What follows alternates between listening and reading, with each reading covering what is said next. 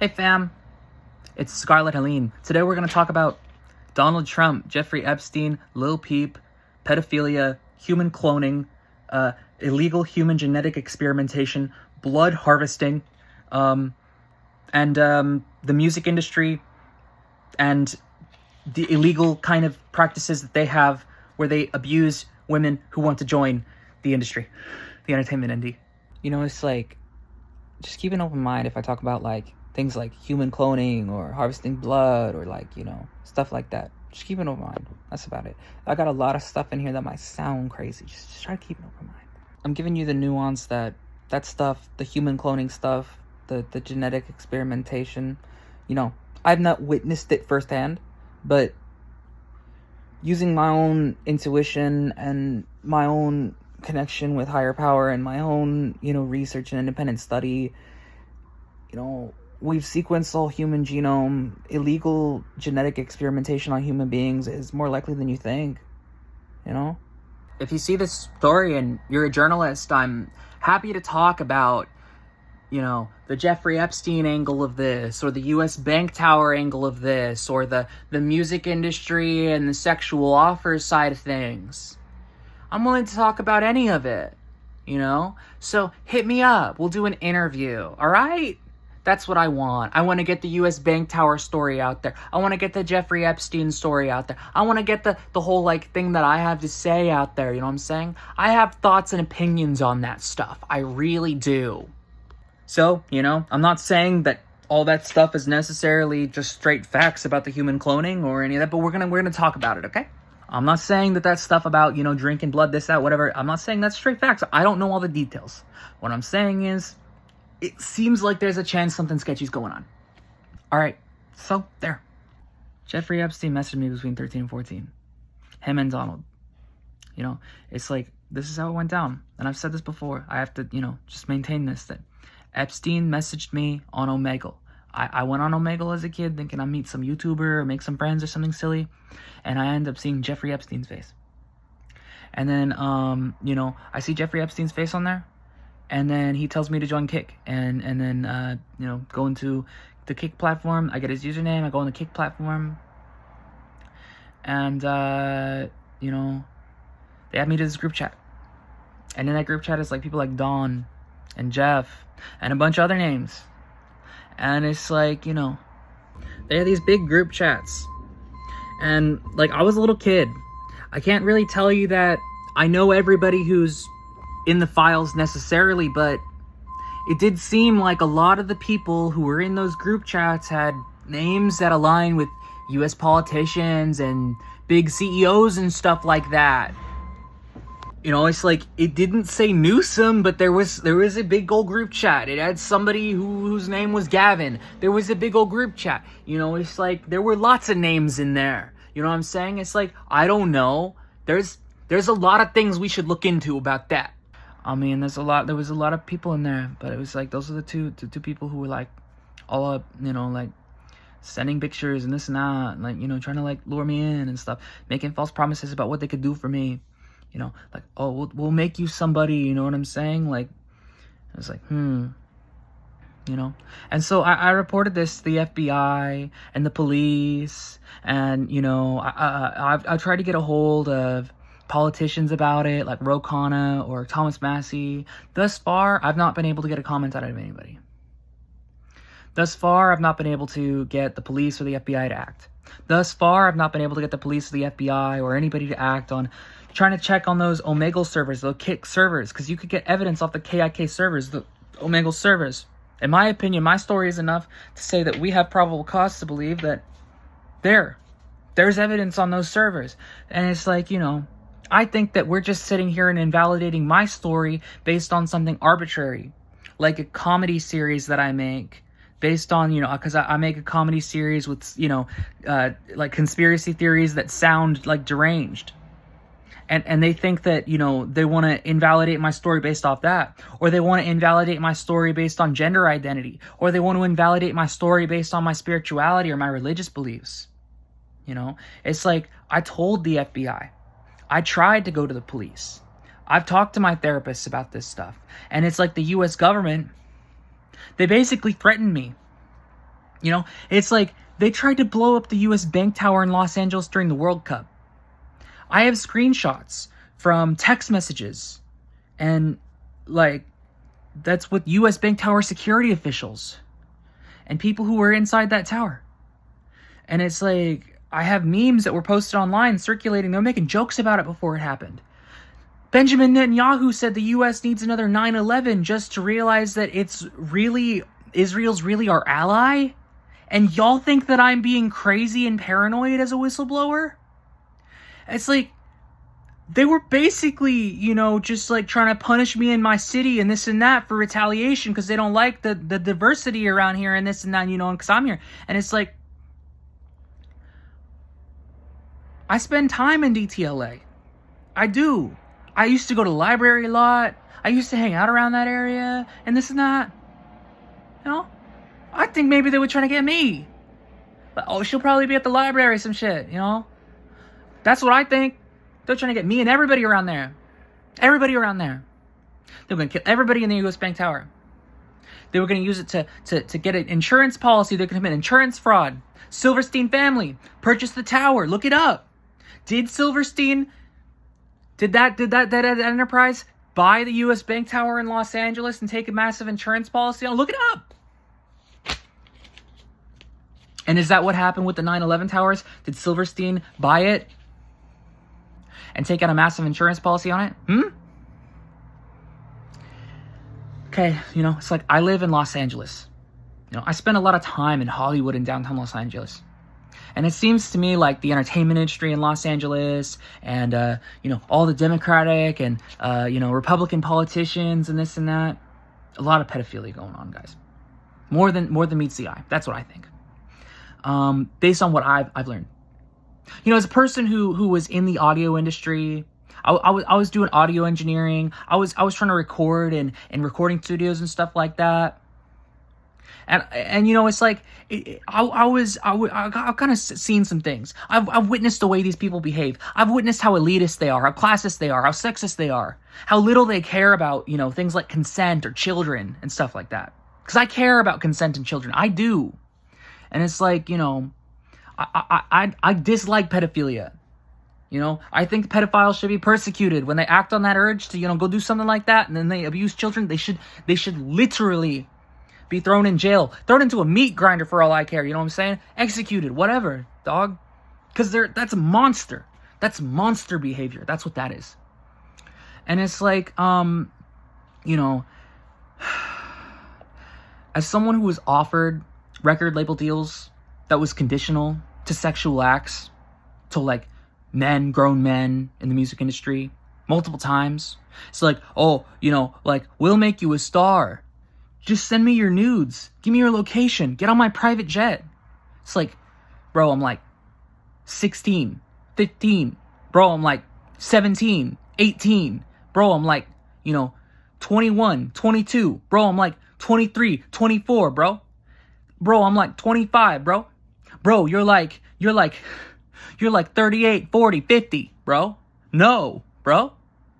I'm a lesbian, bro. like, what do you mean, bro? And it's like, it seems like there's a chance, you know, these people are doing illegal genetic experimentation and cannibalism and harvesting human meat and blood. You know, it seems to me like Democrats and Republicans and corporations and big businessmen and shareholders and, you know, all these patriarchy people, they're all involved in this stuff. And it seems to me there's a chance that multiple government officials are bribed and involved in the cover-up, and that Jeffrey Epstein's still alive, and that, you know, maybe he's underground in a bunker. Maybe he's in Tel Aviv. Maybe he's Palm Beach Pete.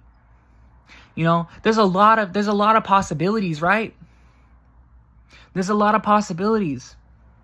People are talking about, you know, illegal genetic experimentation and human cloning around there. Now, I don't want to get too conspiratorial, but it's like they're talking about harvesting human blood and doing like weird stuff with it.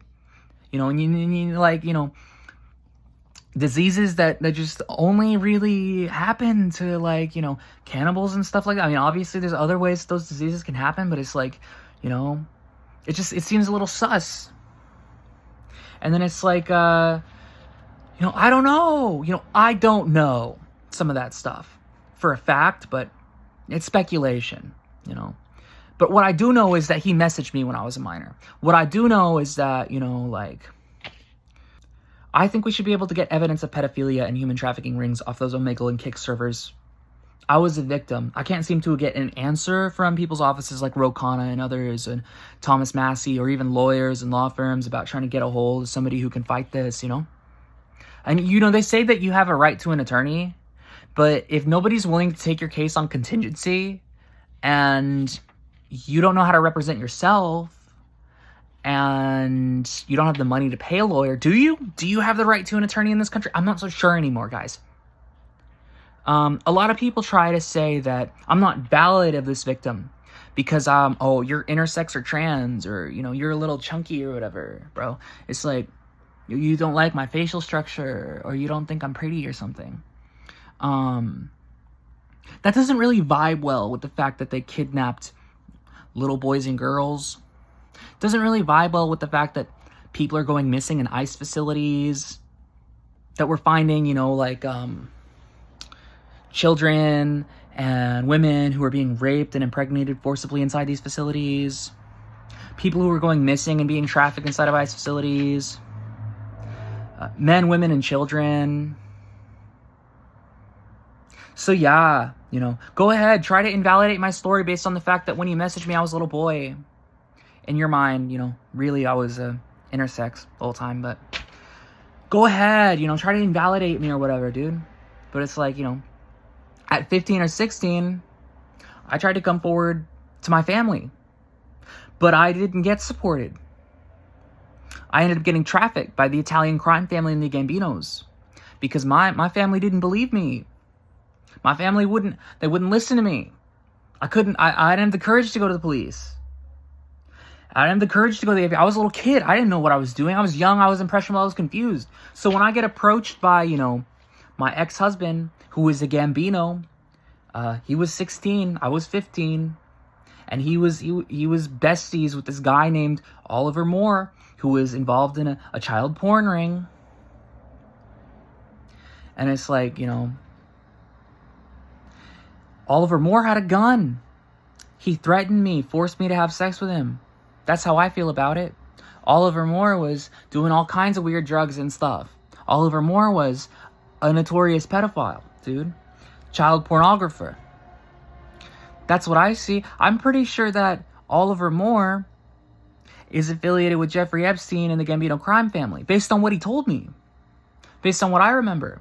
Because he told me, he said he was affiliated with Jeffrey Epstein and the Gambino Italian mafia, which is obviously involved in Epstein stuff. That's what he told me, that they were doing that. I think I got trafficked to cover it up. I think they sent somebody to go, take me away from my parents' house and this and that, so that when I'm watching the news, seeing Trump and Epstein and all that, in the news, I'm seeing Trump, get elected and this and that. When I'm seeing all this stuff happen, that I can't come forward about it. Pretty sure that's why they sent them there to me. Later on. And it's like,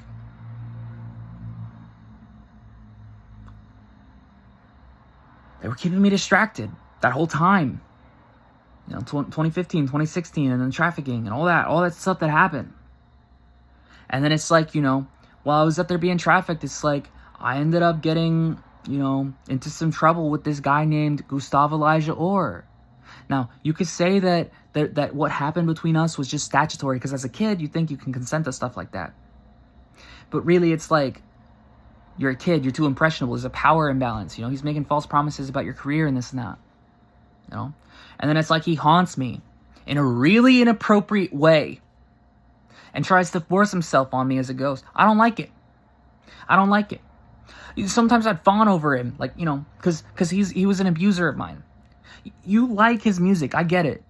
You like his music. He was a good guy and a bad guy at the same time. He did good things and bad things. He was a very troubled person, a very troubled soul, put it that way. And I tried my best. I really did. But, it's like, I'm trying to be respectful, but it's like he forces himself on me. He imposes himself in a very inappropriate way. As a spirit, as a person, he's rapping about doing hard drugs and on young shawties. He's rapping about on young girls. And you're going to say that he's not involved in this whole story? The Epstein file? Okay. All right. And it's like, I tried to come forward under Biden later, too. First I'm trying to come forward at 15, 16, and I can't. Then I try to come forward under Biden, and I can't. You know why? Because I was taken to a psychiatric facility, which I like to think of more as a re-education or population control center. Because, they also raped me in those facilities, and I was unable to get justice there, too. So, there. That's something that I need to get out. Because, you're going to sit here and act like Scarlette Hellene isn't a victim in these files. You're going to sit here and act like, Lil Peep wasn't implicated at all. You're going to sit here and act like the Gambino crime family wasn't implicated at all. You're going to sit here and act like Oliver Moore isn't a pedophile who's doing child porn stuff. And messing with me and my ex. Because again, you could say if you're 15, 16, 17 that, and you say you're consenting then, you could say that. But at the same time, it's like, let's just say that you're too impressionable to consent as a minor. You are. It's statutory rape. There's a power imbalance. There's too much going on there for you to consent. And that's what happens. Like people who are 20, 22, 23, 24, 30, 60, whatever the fuck they think they are, thinking, oh, well, it's okay, they said yes. Doesn't fucking matter if they said yes. They're too impressionable. There's a power imbalance. It's disgusting. Doesn't fucking matter if at the time I was thinking that it was okay to be with Lil Peep. It doesn't fucking matter. Power imbalance, you know what I'm saying? So there,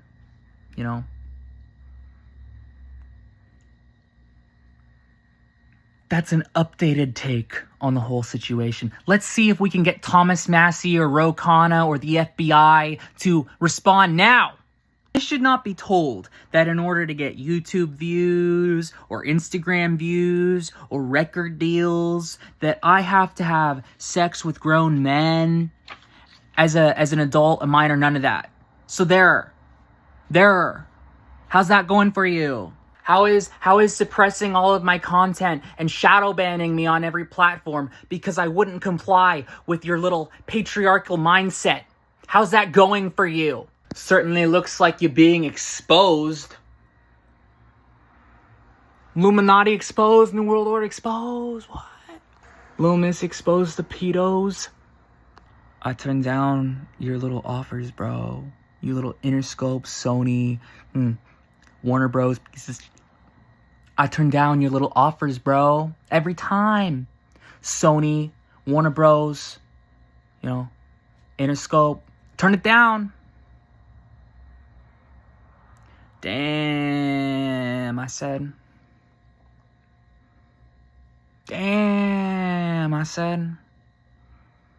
Damn. Wow. Hey, you remember when Halsey said that they said that they were having problems with those record label CEOs and the nudes and this, that, and the other? I wonder if there's a patriarchy thing going on with the music industry. You want to be a female celebrity musician? Oh, well then you'll have to kiss all these men's ass.